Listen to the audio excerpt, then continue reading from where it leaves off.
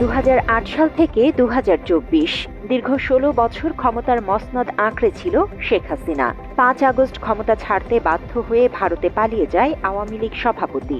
শুধু হাসিনা পালিয়ে গেছে এমন না, শিক্ষক, পুলিশ, আমলাসহ মসজিদের ইমাম পর্যন্ত পালিয়ে গেছে। আর আওয়ামী লীগের নেতাকর্মীদের কথা বলা বাহুল্য। পৃথিবীর ইতিহাসে এমন ঘটনা কখনো ঘটেনি যে একই সঙ্গে প্রধানমন্ত্রী এবং বাইতুল মোকাররমের ইমাম পালিয়ে যাবেন। নিজেদের শাসনামলে আওয়ামী লীগ এমনভাবে ক্ষমতা কুক্ষিগত করেছিল, দেশের জাতীয় মসজিদের ইমামও পালিয়ে যেতে বাধ্য হয়েছে। কারণ ক্ষমতার লোভে বাংলাদেশের আলেম সমাজকে দমন করতে হাসিনাকে সাহায্য করেছে আওয়ামী মদতপুষ্ট আলেমরা। তাদের মধ্যে একজন বাইতুল মোকাররমের খতিব মাওলানা রুহুল আমিন। আর আমাদের মাননীয় প্রধানমন্ত্রী, আমি বলছিলাম যে আপনি চিন্তা করেন না, ওনার ওইখানে যে বলছিলাম বিশ্ব ব্যাংক টাকা দেয় নাই, আমাদের দেশের মানুষ কোটি কোটি পয়সা দিয়ে এই পদ্মা সেতু নির্মাণ করবে, আপনি উদ্যোগ নেন। তৎকালীন সময়ে এই বক্তব্য দিয়েছেন জাতীয় মসজিদের খতিব রুহুল আমিন। দেখে মাওলানা বোঝা গেলেও তার কথা শুনে তা বোঝার উপায় নেই। আওয়ামী লীগের রাজনৈতিক নেতাদের মতো মাননীয় প্রধানমন্ত্রী বলে হাসিনাকে তোষামত করছেন তিনি। হাসিনার পালানোর পর পালিয়েছেন জাতীয় মসজিদের খতিব রুহুল আমিনও। এই রুহুল আমিনই শেখ হাসিনাকে কওমি জননী উপাধি দিয়েছিলেন।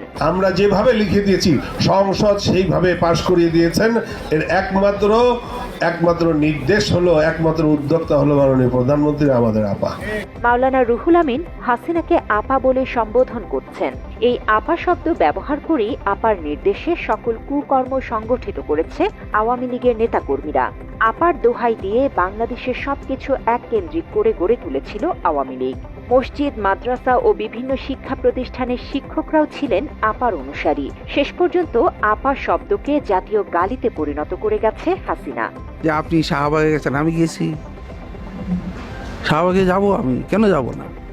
রাসূল সাল্লাল্লাহু আলাইহি সাল্লাম শাহবাগের এরা তো আর কাফের হয়ে যায় নাই। আওয়ামী লীগের সবচেয়ে আস্থাভাজন ও কওমি অঙ্গনের বিতর্কিত আলেম ছিলেন মাওলানা ফরিদ উদ্দিন মাসুদ। শাহবাগের বিতর্কিত গণজাগরণ মঞ্চে উপস্থিত হয়ে শাহবাগী আলেম হিসেবেও পরিচিতি পান তিনি। এরা আন্দোলনটা কিসের বিরুদ্ধে ছিল? ইসলামের বিরুদ্ধে ছিল না, ছিল জামাত ইসলামের। কাদের মোল্লারে শাস্তি নিয়ে তারা কি হলো, আন্দোলনটা শরীক হলো। মাওলানা ফরিদ উদ্দিন শুধু শাহবাগে গিয়েই বিতর্কিত হননি, জঙ্গি বিরোধী বিভিন্ন ফতোয়া দিয়ে আওয়ামী লীগের আস্থাভাজন হয়েছেন। সেই সুযোগে ইসলামিক ফাউন্ডেশনের বোর্ড অব গভর্নেন্সের গভর্নর ও শোলাকিয়া ঈদগাহের ইমাম নিযুক্ত হন ফরিদ উদ্দিন। এছাড়া পোপের সঙ্গে সম্মেলনে অংশ নিয়ে মোনাজাত করা, ধর্ম নিরপেক্ষতা ও জিহাদ বিষয়ক কিছু বক্তব্যের সঙ্গে তিনি দ্বিমত পোষণ করে কথা বলেছেন। এসব করে ফরিদ উদ্দিন দেশের মূলধারার আলেমদের বিরুদ্ধে অবস্থান নিয়েছিলেন। যেখানে জামাত ইসলামীর মতন সন্ত্রাসী দল আছে, সেখানে আইএসের থাকার প্রয়োজন আছে বলে আমি মনে করি। ডক্টর মাওলানা কাফিল উদ্দিন সরকার সালেহী শেখ হাসিনাকে জান্নাতি মানুষ হিসেবে আখ্যা দিয়েছেন তিনি। মাননীয় প্রধানমন্ত্রী, আপনি একজন জান্নাতি মানুষ। আপনি এই বাংলাদেশে একটি অবশ্যনীয়। একই মঞ্চে বসে শেখ হাসিনাকে জান্নাতি মানুষ আখ্যা দিয়েছেন মাওলানা কাফিল উদ্দিন। শুধু তাই না, নবী, রাসূল, গাউস, কুতুব, অলি আউলিয়াদের মতো শেখ হাসিনা বাংলাদেশের পথভ্রষ্ট বিভ্রান্ত মানুষের আলোর দিশারি হয়ে এসেছেন, এমন কথাও বলেছেন তিনি। এই দেশের পথহারা মানুষগুলোকে, বিভ্রান্ত মানুষগুলোকে পথে আসার সুযোগ করে দিয়েছেন মাননীয় প্রধানমন্ত্রী। সরকারি পৃষ্ঠপোষকতায় বাংলাদেশে 560টি মডেল মসজিদ নির্মাণ করায় শেখ হাসিনাকে বিশ্বের অন্যতম অবিস্মরণীয় একজন শাসকের মর্যাদা দিয়েছেন মাওলানা কাফিল উদ্দিন। শ্রেষ্ঠতম স্মরণীয় একজন শাসক হিসাবে পৃথিবীর মানচিত্রে আপনি চিরদিন স্মরণীয় হয়ে থাকবেন। পৃথিবীর ইতিহাসে শেখ হাসিনা ঠিকই স্মরণীয় হয়ে থাকবেন, তবে একজন ভয়ঙ্কর স্বৈরশাসক হিসেবে। রাষ্ট্রবিরোধী আখ্যা দিয়ে যেভাবে মানুষকে আয়নাঘরে নির্যাতন করা হয়েছে, মেয়ের সাথে ফোনে কথা বলার সময় বাবাকে গুলি করে হত্যা করা হয়েছে, এসব কারণে হাসিনা ঠিকই একজন স্মরণীয় শাসক হয়ে থাকবেন। কিন্তু আমরা দেখতেছি আওয়ামী লীগ সরকার এবং বঙ্গবন্ধু শেখ মুজিবুর রহমান এবং মাননীয় প্রধানমন্ত্রী শেখ হাসিনা কন্টিনিউ ইসলামের মৌলিক কাজগুলো করতেছেন। আবু রেজা মোহাম্মদ নিজামুদ্দিন নদভী চট্টগ্রাম 15 আসন থেকে নির্বাচিত সংসদ সদস্য ছিলেন তিনি। কওমি আলেম, ওলামা ও মাদ্রাসাগুলোকে আওয়ামী লীগের নিয়ন্ত্রণে নিতে সবচেয়ে বেশি কাজ করেছেন নিজামুদ্দিন নদভী। আওয়ামী লীগের সহযোগী হিসেবে ইসলামিক ফাউন্ডেশনের বোর্ড অব গভর্নেন্সের গভর্নর ছিলেন তিনি। এ সময় নানা দুর্নীতির সঙ্গে জড়িয়ে পড়েন নিজামুদ্দিন।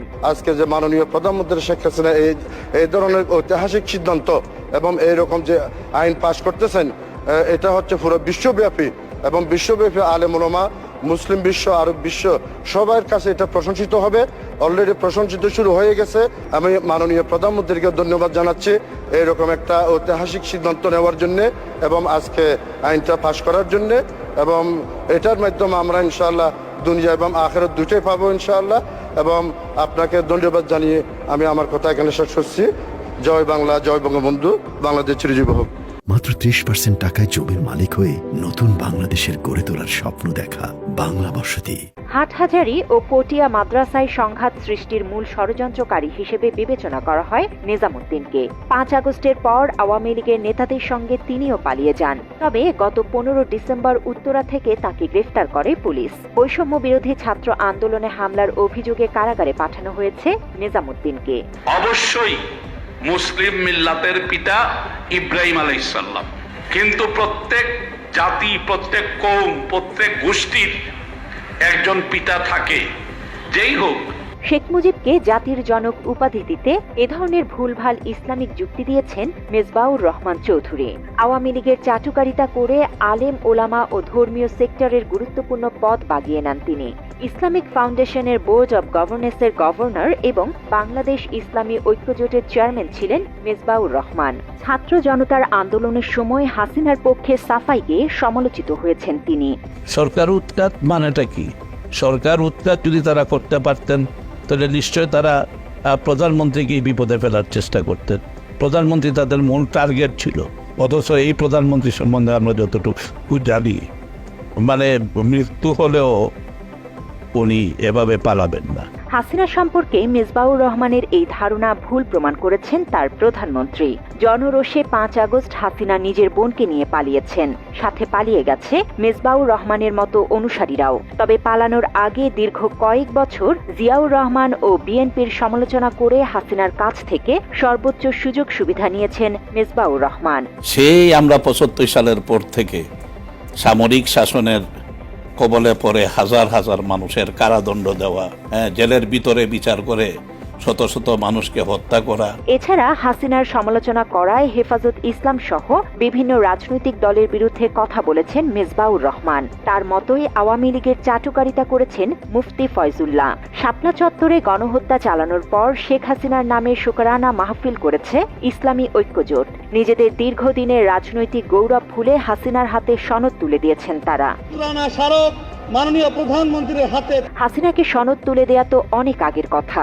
কোটা আন্দোলনের সময় আন্দোলন দমনে সরকারকে বিভিন্ন কৌশল অবলম্বন করার আহ্বান জানিয়েছিলেন মুফতি ফয়জুল্লাহ। বিভিন্ন টেলিভিশনের টক শোগুলোতে আওয়ামী লীগ নেতাদের মতো আন্দোলন নিয়ে সন্দেহ প্রকাশ করতেন তিনি। আমি মনে করি যে এটা কারোর কাছে অস্পষ্ট নয় যে ছাত্রদের যে আন্দোলন, শিক্ষার্থীদের যে ন্যায্য অধিকারের আন্দোলন, কোটা সংস্কারের যে আন্দোলন, এই আন্দোলনটাকে এগিয়ে নিয়ে যাওয়ার জন্য বিভিন্ন পক্ষ বিভিন্নভাবে কাজ করছে। এটা কারা করছে এটা অস্পষ্ট নয়। এসব আলেম ওলামা ছাড়াও শেখ হাসিনাকে ফ্যাসিস্ট হতে সহযোগিতা করেছেন বিকৃত মস্তিষ্কের অনেক আলেম।